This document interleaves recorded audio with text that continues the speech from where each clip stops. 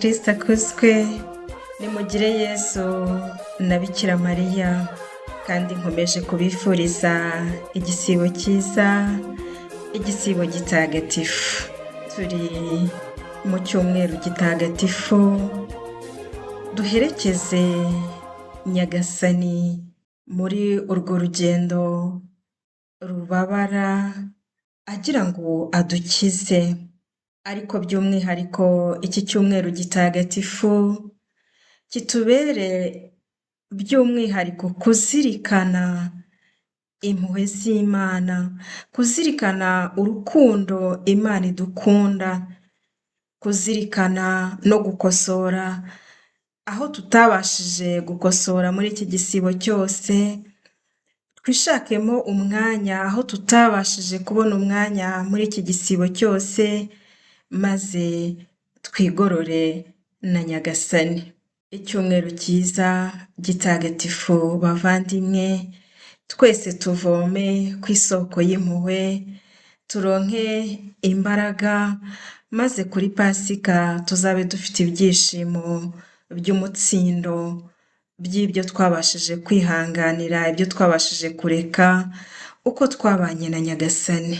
Rero nanone reka umuvandimwe wacu Mutagatifu Faustina akomeze aduherekeze, adufasha gusoma akanyamakuru ke, akanyamakuru yanditse uko yabayeho ari umunyamabanga w'impuhwe z'Imana. Ni akanyamakuru cyane cyane yanditse mu myaka ye ya nyuma. Uyu munsi tugiye gukomeza dusoma kuri nimero 85. Ku izina ry'Imana Data na Mwana na Roho Mutagatifu. Amen. Nihubahwe Imana Data na Mwana na Roho Mutagatifu, nk'uko bisanzwe iteka, niyubahwe n'ubu n'iteka ryose. Amina.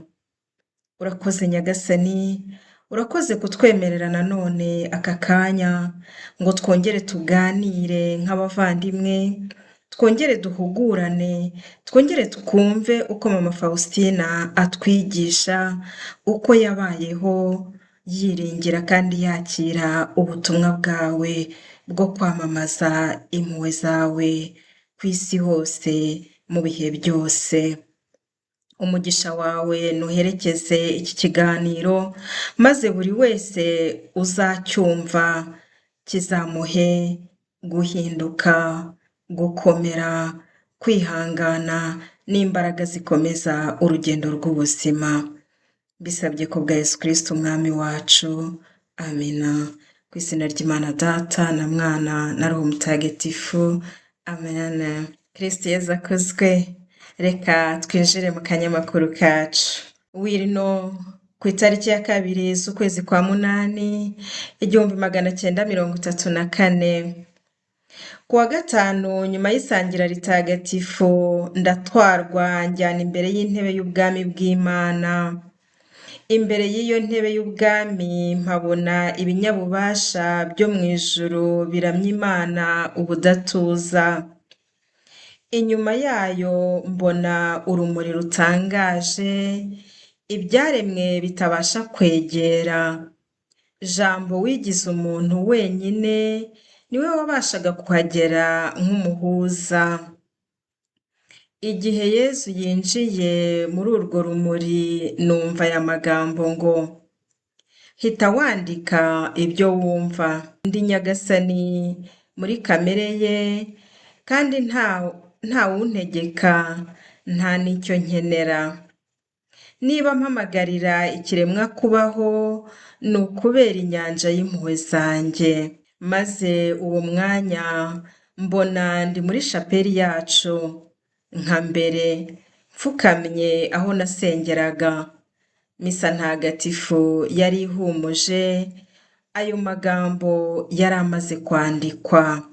Kristo Yesu akuzwe bavandimwe. Mama Faustina arakomeza kutubwira ibyibonekerwa bye, tuzi neza ko tugenda tubibona.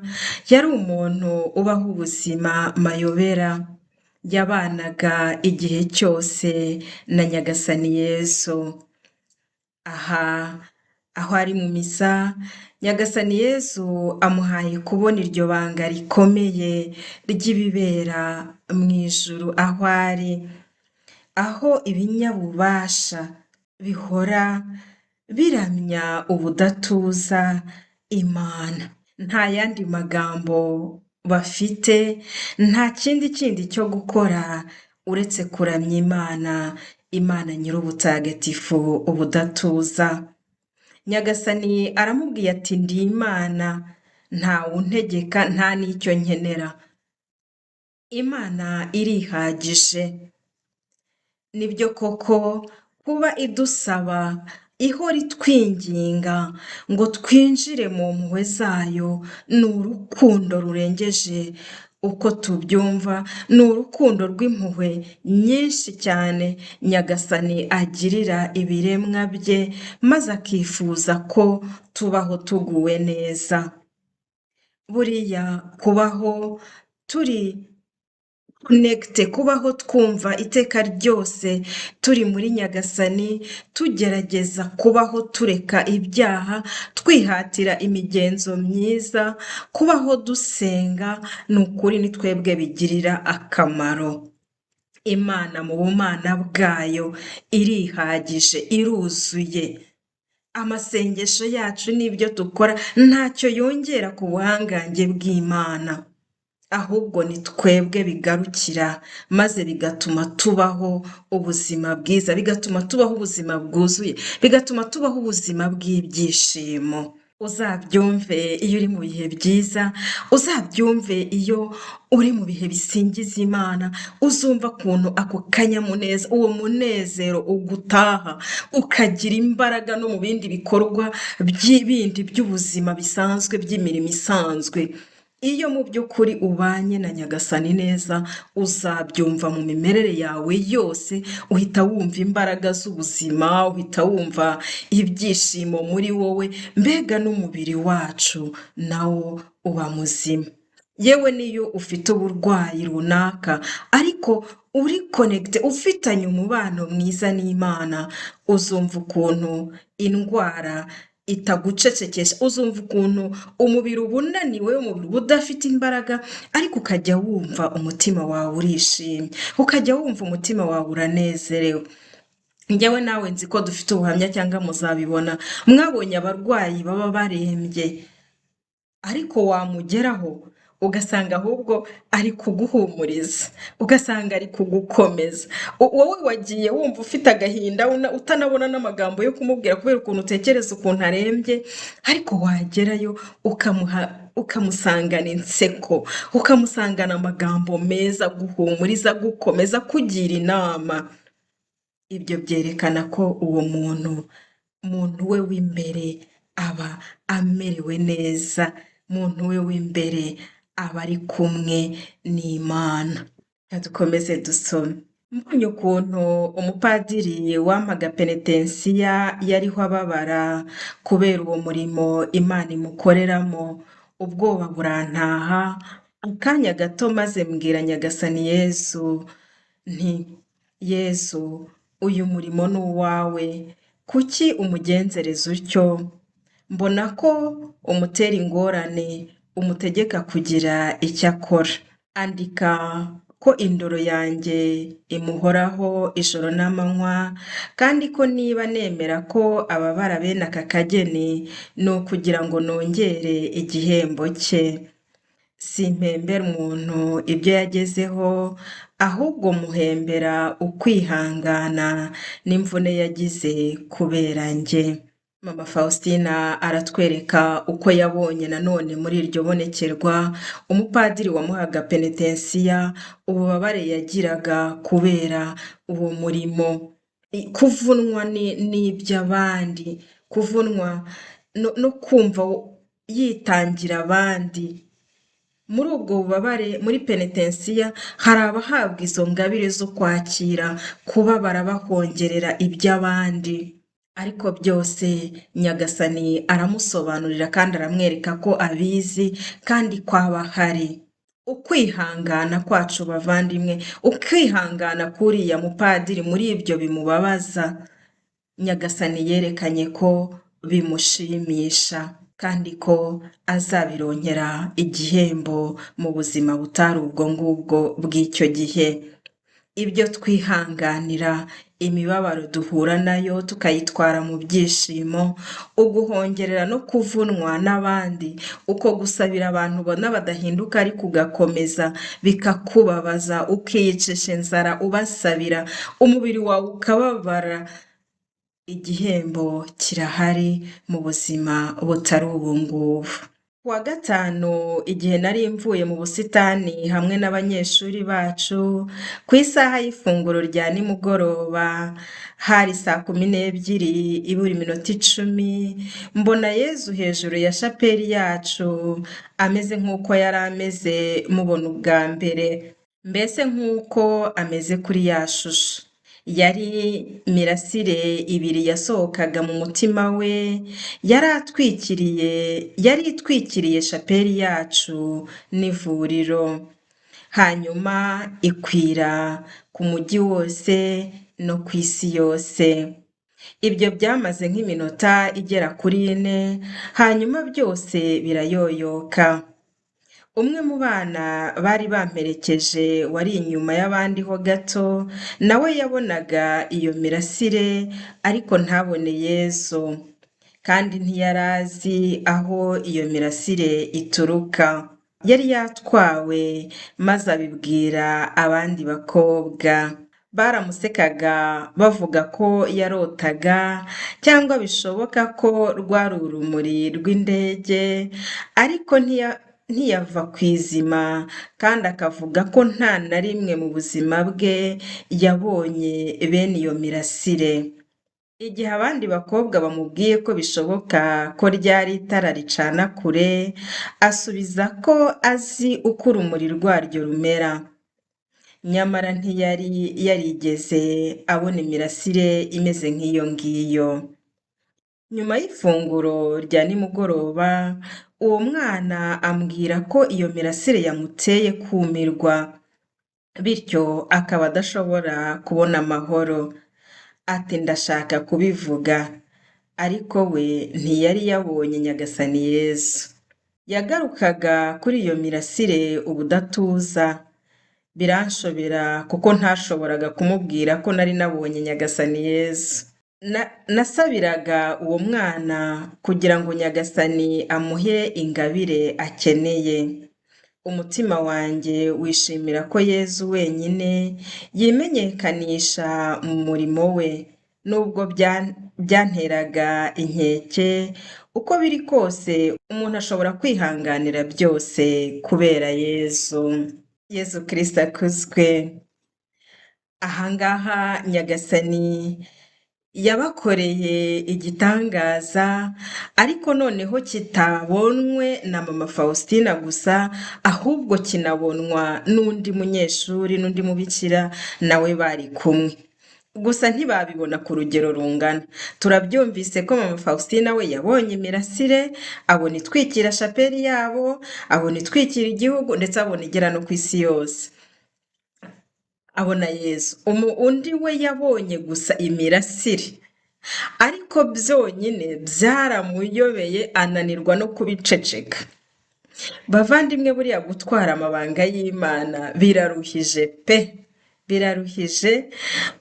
Ntabwo ari kuyatwara, ntabwo ari ukugenda uvuga gusa. Urumva Faustina yari yabibonye, ariko kubera ko muri byose agomba gutuza no guceceka no kubaza no kumenya icyo agomba kuvuga n'icyo atagomba kuvuga, ntabwo we yahise aza ngo avuge ngo yumve uriya mwana ari kuvuga ngo nawe avuga ati rega ati buriya nanjye nabireba gati ndetse njye nabonaga na Yezu. Oya, umutuzo, amabanga y'Imana ntabwo bayatwara uko babonye ngo bagende bayajugunyanga uko bishakiye. Amabanga y'Imana kuyatwara ntabwo byoroha, ariko kandi ni byiza. Ikindi cyiza kigaragara hano ni uko uyu mwana ngo yananiwe kubiceceka. Ako kantu gato yabonye kamubujije amahoro, kubiceceka biramunanira, ariko kandi icyiza kirimo abandi bagerageje kumuhakanya, bamwumvisha ko ari indege, bamwumvisha ko ari itara rimurika kure cyane, ariko wakomera ku cyo yabonye aravuga ati oya, izo muri zose zindi ndazizi, bitandukanye cyane n'urumuri nabonye. Amen. Tujye tumenya kuhamya no guhama ku cyo twabonye, kabone n'ubwo baguhakanya ari bo benshi, ariko wowe niba koko niba wumva icyo wabonye ariko kuri komeza icyo ufite. Si ngombwa ko ari benshi babyemeza ngo hanyuma nawe uveho uhakana ibyo wabonye. Oya, uyu mukobwa yakomeye ku cyo yari yabonye, atanabyumva ye, atazi igisobanuro cyabyo ye, ariko arakomeza aravuga ati icyo nabonye gitandukanye n'izindi muri nigeze kubona cyangwa nzi.